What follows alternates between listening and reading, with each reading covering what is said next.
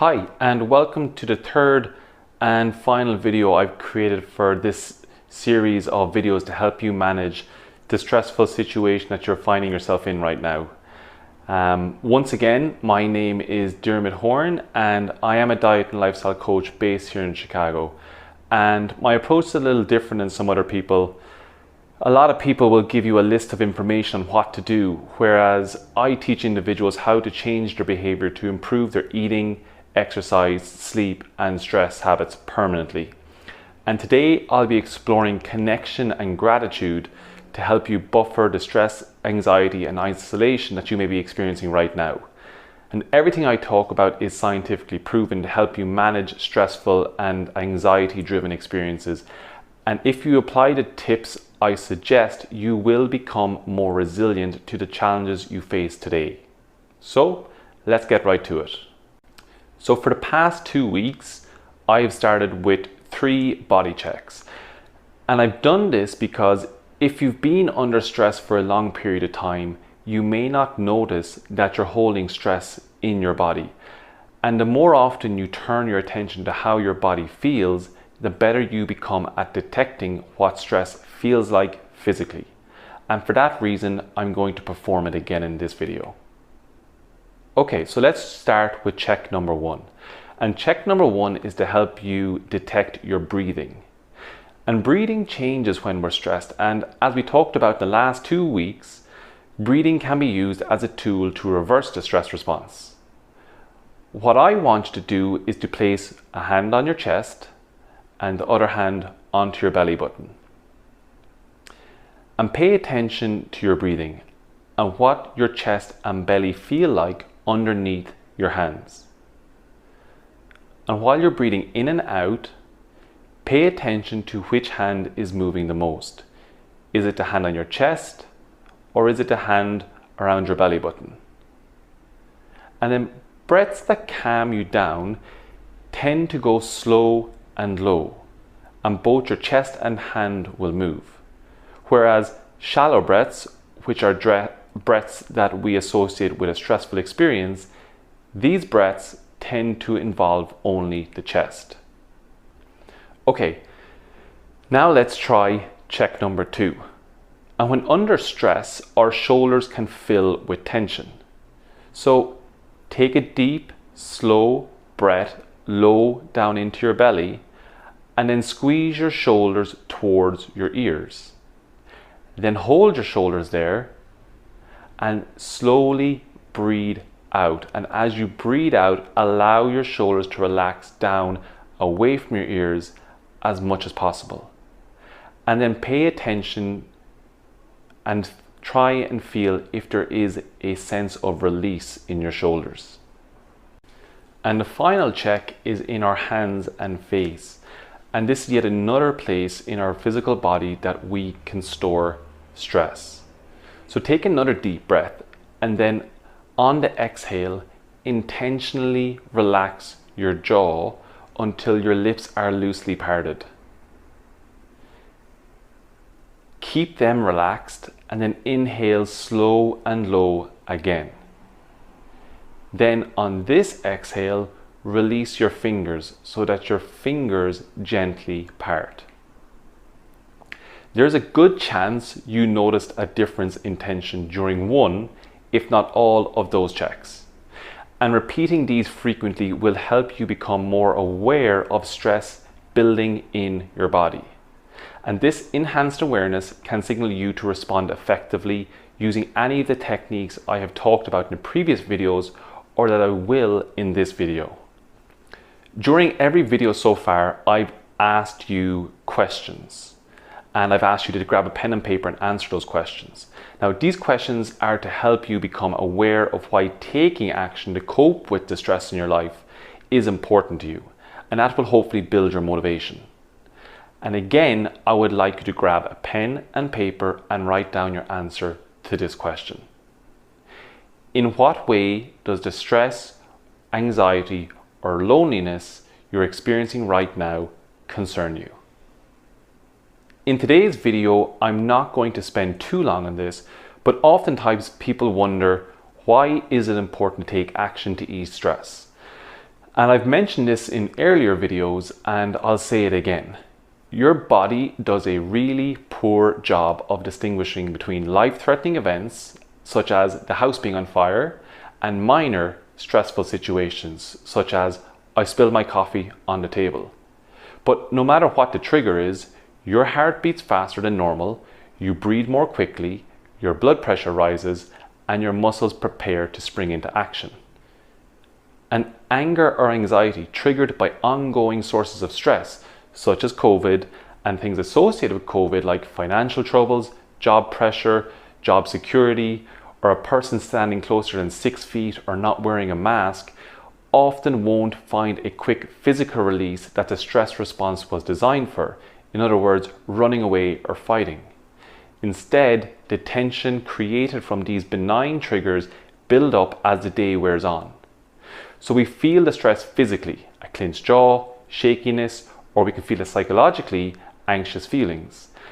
And these responses compound and they create negative self-driving cycles that may lead to health problems over time. In addition to the unpleasant in-the-moment experience, stress contributes to high blood pressure, a less responsive immune system, which at this current moment is not a good thing, anxiety, depression, headaches, and a lot more. Okay, so let's pause for a moment, and I would like you to grab your pen and paper again and write down your answer to this question. In what ways do you wish your response to stressful events were different? Stress is a part of life, and when it's unmanaged for too long, that's when problems arise. So building your resilience is your answer that protects you from the harmful effects of chronic stress. But people often use quick fixes to manage stress. For example, we over or we undereat, we turn to alcohol or smoking, or we keep to ourselves and we bottle the stress in. And these responses can seem helpful in the moment, but they're actually drain our personal energy battery. And when we have less energy available to cope with stress, it can affect us even more. So instead, a better option is to build your resilience. You want to take actions that boost your personal energy battery, and gratitude and connection are two more ways you can do just that. Let's pause for a moment and go grab your pen and paper and write down your answer to this question. How would being more purposeful in reducing stress and building resilience allow you to enjoy life more? So, just as a boat is protected by the rubber bumpers that separate it from a hard dock, so too do people benefit when social buffers soften the inevitable bumps and bruises of life. There is a lot of strong evidence that suggests social isolation can help drive stress-related illness. This is one thing that makes the conditions around COVID so stress-inducing.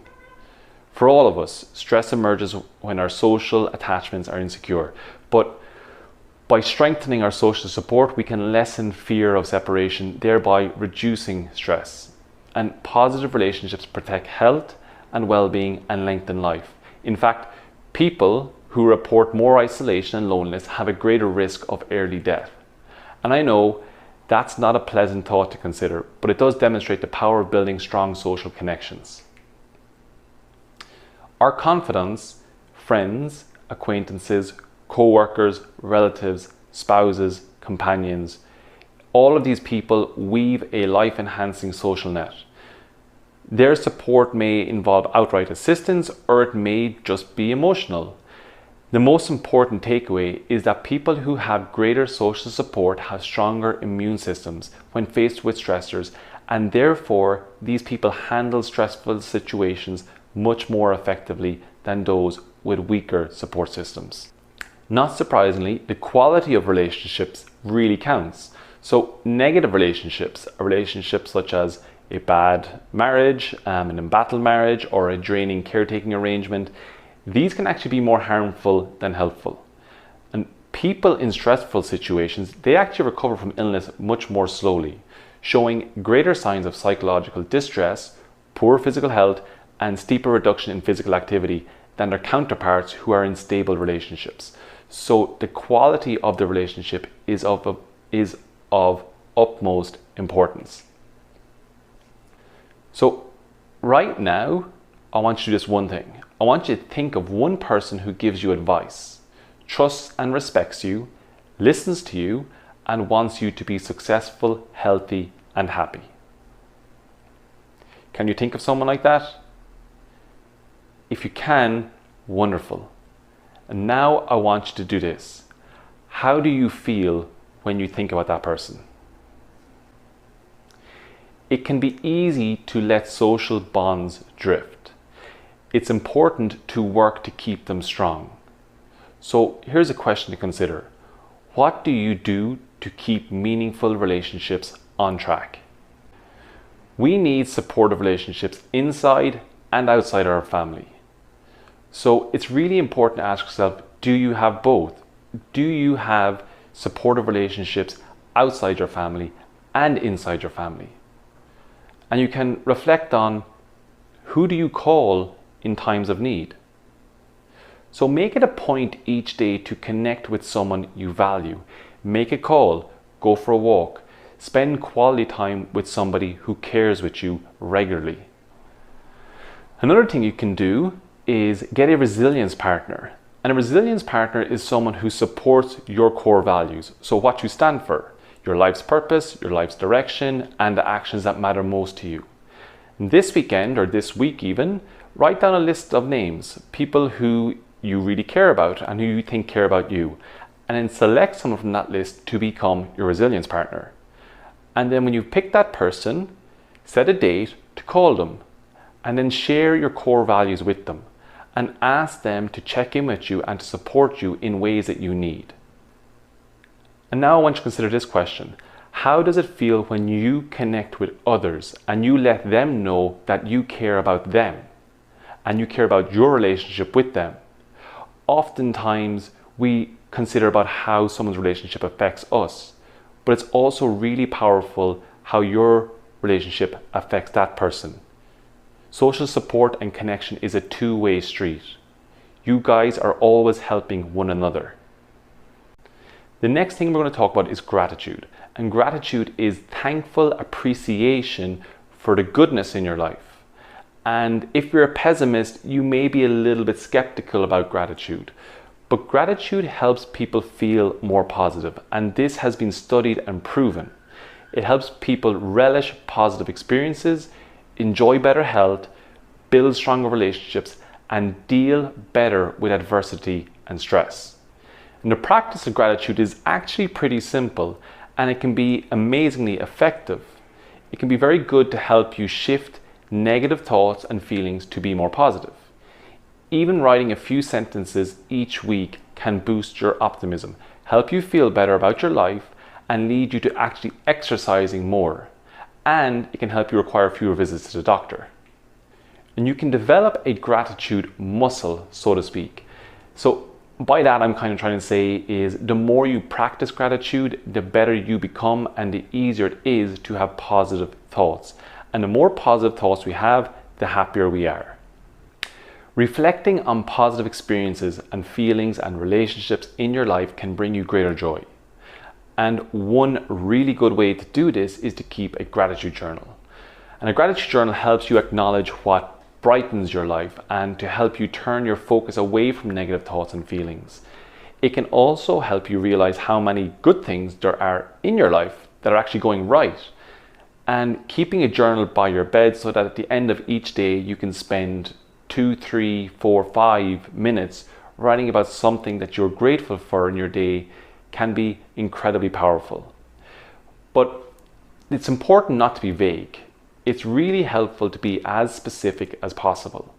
So don't just say, I love my family, but focus instead on concrete sights, sounds, images, experiences, such as a hug from your child or a compliment from your partner, a call from a friend, the beauty of a sunset, or the sounds of birds chirping outside your window.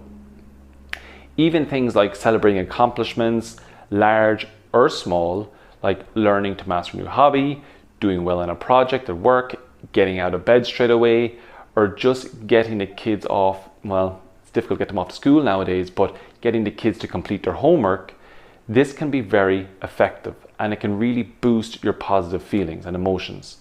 So Really imagine the details of the scene in your mind and try to write about it in as much detail as you can. Then spend a few minutes to soak up the experience again. And you can also use the journal to reflect on things from the past. So it doesn't have to be based on today. This can be something back from when you were a child, when you were going to secondary school, when you were going to university, even just last year. It doesn't have to be present.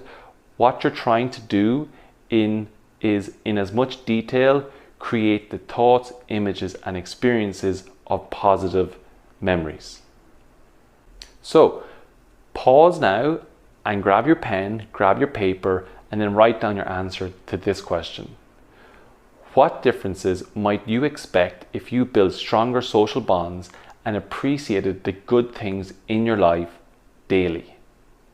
When this video finishes, and you can write this down right now, set a goal for today whenever you're watching this video to put aside time to connect with a friend and then to write about one positive experience. Then keep track of these on a piece of paper or on your calendar. This brings this video and the series of videos to a close. And over the course of these 3 videos, I presented you with several proven ways to effectively cope with stress. Initially, I discussed using exercise as a tool to relieve tension. In particular, I talked about rhythmic cardio type exercise, things like running or swimming or cycling, and mind-body type exercise like yoga or tai chi. Then last week I discussed using deep breathing and meditation as methods to further create relaxation in the mind and body and boost your resilience to bounce back more effectively from the challenges you face on a daily basis. In today's video, I discussed 2 other tools that we often hear about yet don't intentionally make use of as a stress management technique. However, their positive effects are becoming very well established in the scientific literature. But as with all tools or techniques, to help you manage stress and anxiety, they are only as effective as they are practiced. Each of these methods that I've offered, they're all observable behaviors. Therefore, knowing about them and thinking about them will not allow you to benefit from them. You will only experience benefits by practicing. So for this reason, I've been sharing with you behavioral skills that help you to create and sustain your practice. To remind you, those skills are setting goals, monitoring your progress, arranging your environment to help make things easier, recruiting support, and then treating or rewarding your successes. On top of that, I've been asking you questions to build your motivation, and if you review your answers to those questions, you will get boosted on a daily basis to take action. And going back to the skills, if you practice the skills for any one of the methods I presented to you, whether it's exercise or mindfulness or deep breathing or gratitude, your chances of building them into your weekly routine will increase dramatically, and thereby increasing your resilience to thrive under the challenging situation you're facing right now and any challenging situation you will face in the future. So although this is the 3rd and final video, this is not the last opportunity you have to learn about resilience or to develop your skill. This coming Saturday on August 1st at 9 a.m. in Oz Park, Lincoln Park, I will be hosting a 2-hour in-person session. Now, we will be respecting social distancing and group size guidelines from the city and state officials. And over the course of 2 hours, I will be taking us through some practical applications of each of the methods that I presented over the course of the videos. So for example, we will introduce mind-body exercise like yoga, relaxation response exercise like deep breathing and meditation, and then positive psychology practices of gratitude and social connection. On top of that, you will get a chance to ask me questions and just pick my brain. So this will give you an opportunity to receive further instruction and guidance, to practice more, and then, as I said, to ask me questions that you may have on the day or that you may have had over any of the videos you've watched. And my aim for this session is to help you solidify and clarify all that you've been taking in over the past 3 weeks.